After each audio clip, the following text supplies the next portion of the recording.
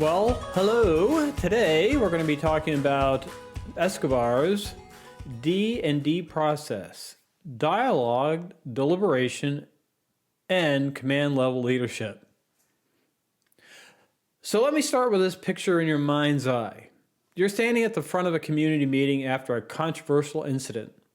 The room is full of emotion. Emotions are high, media is present. You're talking about points that you have prepared, legal's reviewed them, your decision is defensible, the policy is solid. You make your presentation, you answer questions, and you explain your reasoning.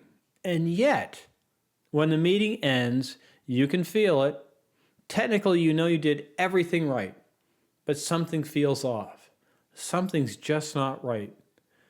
The decision may hold, but trust didn't grow. If anything, it's diminished.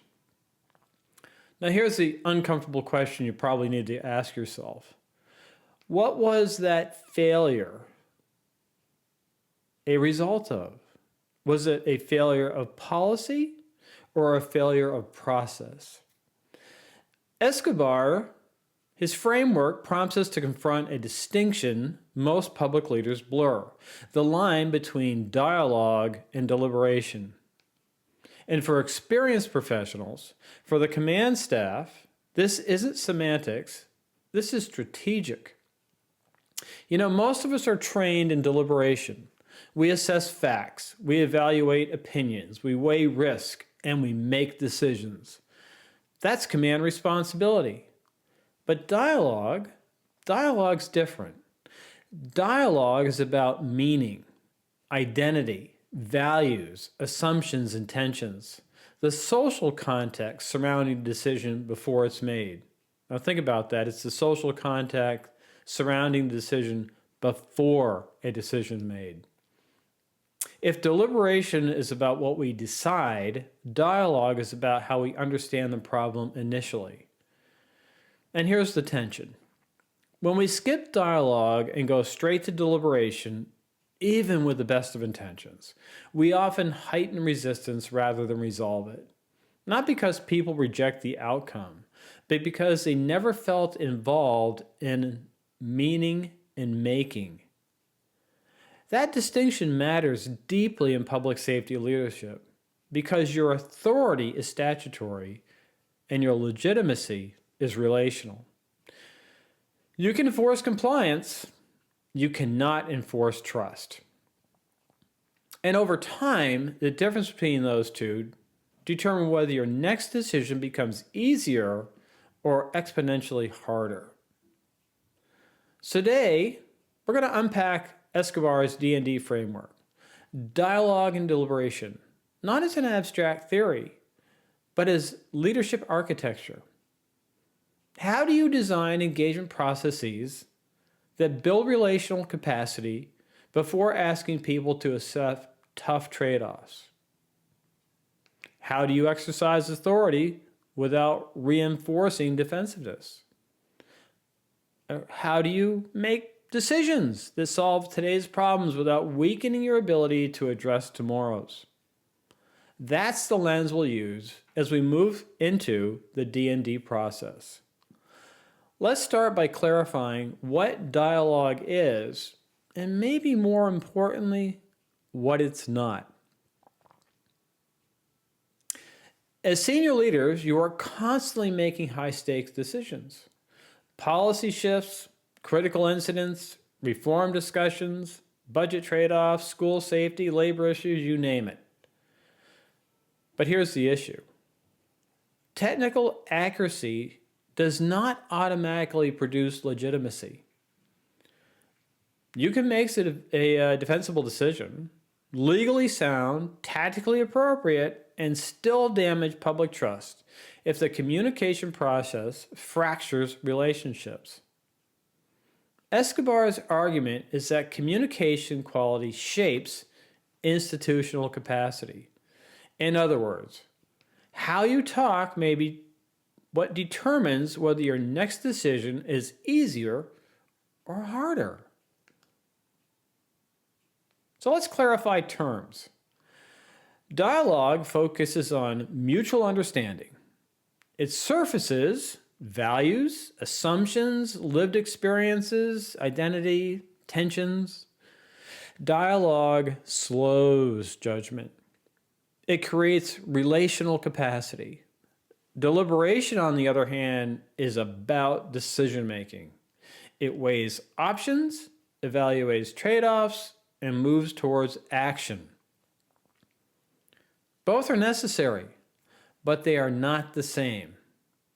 And here's the thing, it's the order that matters.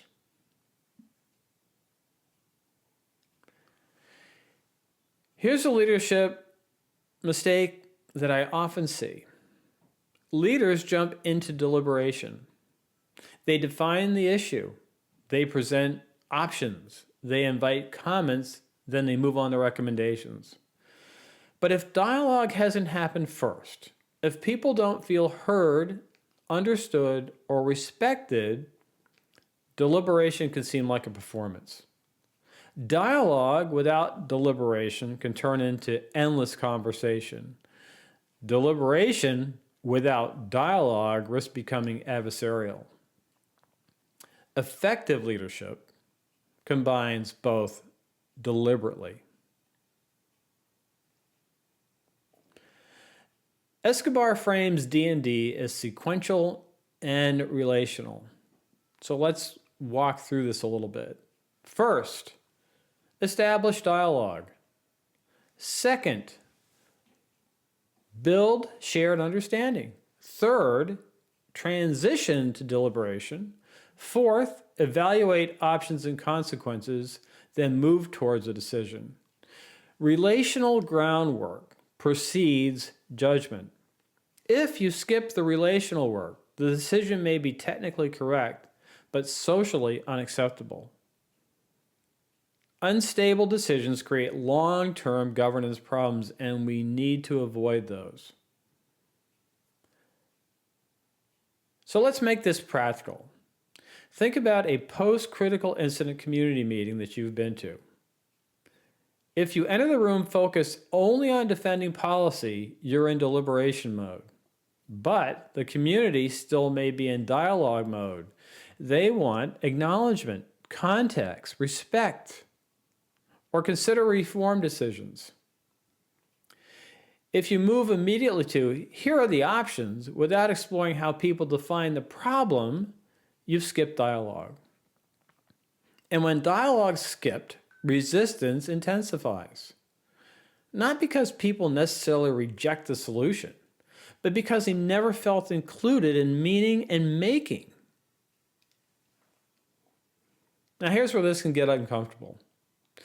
If you're running the room and you are shaping the room, Escobar makes clear facilitation is not neutral. It requires self-awareness, awareness of communication patterns, sensitivity to power, and we've talked a little bit and we'll continue to talk about power dynamics, and intentional intervention. As command staff, your rank changes the conversation, whether you acknowledge it or not. You are not invisible. You are structuring the interaction.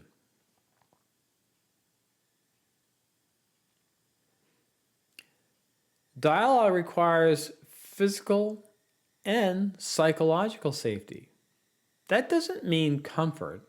It means participants feel safe enough to express the uncertain, safe enough to explore complexity, and safe enough to say, I'm not sure. When people do not feel safe, they default to positions, and positions generally create rigidity. If you want exploration, you must design for safety, and that is definitely a leadership responsibility. In every public forum, someone dominates, someone remains silent, someone feels unheard. Escobar reminds us that the inclusion is not just about who is invited. It's about how communication unfolds. Who speaks first? Who gets affirmed? whose expertise is centered and whose experience is dismissed.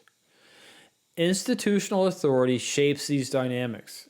If you don't manage them, they will manage you. Often, one of the most difficult transitions in public forums is shifting from advocacy to inquiry. People arrive with prepackaged arguments, rehearsed positions, strong convictions. Your job's not to suppress disagreement, it's to slow it down, to invite curiosity, to move from, let me tell you why you're right or I'm right, to help me understand how you see this. The shift is subtle but transformational.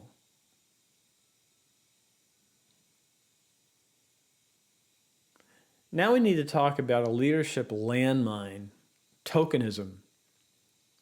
If a public forum is perceived as performance or performative, if decisions are already made, they may still show up, but trust quickly erodes. Tokenism creates cynicism, and cynicism invites ritualized monologues. And monologues, well, they destroy that dialogue. And over time, people disengage entirely.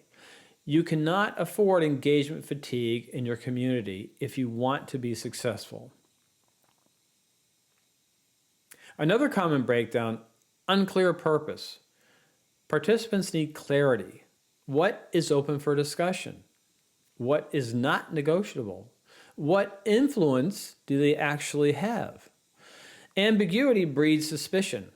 Clarity builds trust. Even if people disagree with the outcomes, having a sense of belonging, having an understanding of their influence and how they'll be heard, helps people accept the outcome even if they disagree with it. So be mindful of the concept of power dynamics. Power operates through communication, dominant voices, agenda control, institutional framing. And the second part of this class, keep in mind, on the other video, talks a lot about framing and how we frame things and how that matters tremendously of how things are addressed. Escobar warns that dialogue without awareness of power can unintentionally reinforce hierarchy. Egalitarian reciprocity does not mean abandoning authority. It means exercising authority in a way that respects moral equity. It doesn't mean you stop being in charge. It means you lead without acting like your rank makes you morally superior. If you still make this, you can still make the decision, but you treat people as equal in dignity. You listen, you explain, you don't hide behind authority, and you don't treat disagreement as disrespect. It's disagreement. Authority decides, respect sustains legitimacy. The distinction is critical for public safety leadership. Authority without reciprocity produces compliance. Authority without reciprocity produces legitimacy. So don't get too much overemphasis on outcomes. Leaderships are outcome-oriented. That's appropriate. But rushing to closure damages the process, and the process quality affects future decisions. Future. Let me say that again. And the process quality affects future decisions. Escobar makes an important point. The best decision is not just the one that solves today's problem. It's the one that preserves the community's ability to solve tomorrow's problem together. That's long-term leadership. Escobar acknowledges critiques. Dialogues can be manipulated. Dialogue can reinforce the status quo power, and that's why we must be critically aware. Authentic D&D requires transparency, shared influence, honest acknowledgement of institutional authority. If dialogue becomes branding, It fails. So this is the cornerstone. Participants are treated as moral equals. Differences engaged, not suppressed. Authority exercised, but with humility. In public safety, this is difficult. Uniforms, ranks, statutory authority, they all carry weight. But legitimacy depends on how authority is communicated.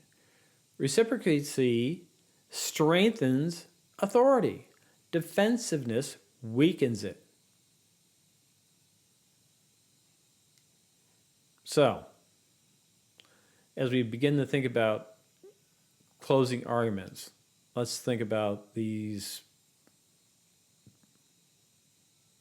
general topics, right? Let's bring it all together.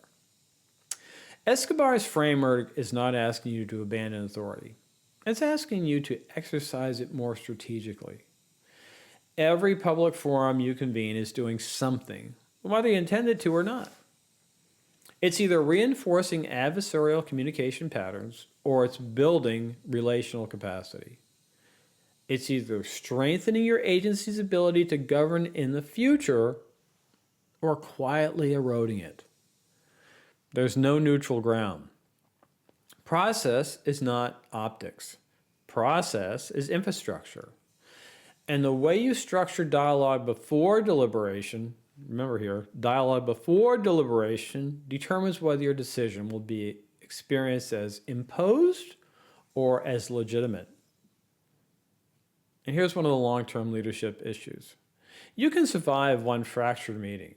You cannot sustainably lead in a community where every major decision triggers predictable polarization. It's not a communications problem. That's a governance problem. The strongest command leaders understand something subtle. The most effective decision is not simply the one that resolves the current issue. It's the one that preserves or improves the community's capacity to make the next decision together. That requires intentional design. It requires slowing down before you speed up. It requires acknowledging power without being defensive about it. And it requires creating space for dialogue before you ask people to accept deliberative outcomes. Authority gives you the power to decide. Dialogue gives you the conditions for legitimacy. And legitimacy determines whether your decisions endure. So before the next public forum, whether it's about policy reform, resource allocation, or critical incidents, ask yourself, are we doing, or should I say, are we designing the process to complete a requirement or to build capacity? Are we managing power intentionally or pretending it isn't shaping the room? Are we moving deliberations too quickly, or have we done the relational groundwork necessary to sustain it? Because leadership at your level is not about avoiding conflict. It's about structuring communications so conflict becomes productive rather than corrosive. There's a difference between administrative management and strategic public leadership, and that is a challenge Escobar leaves us with. So let's open this up a little bit. Where in your own command experience have you seen deliberations fail because dialogue never happened? And what would you resign or redesign knowing what you know now? Some things to think about. We'll talk more. We'll see you in class.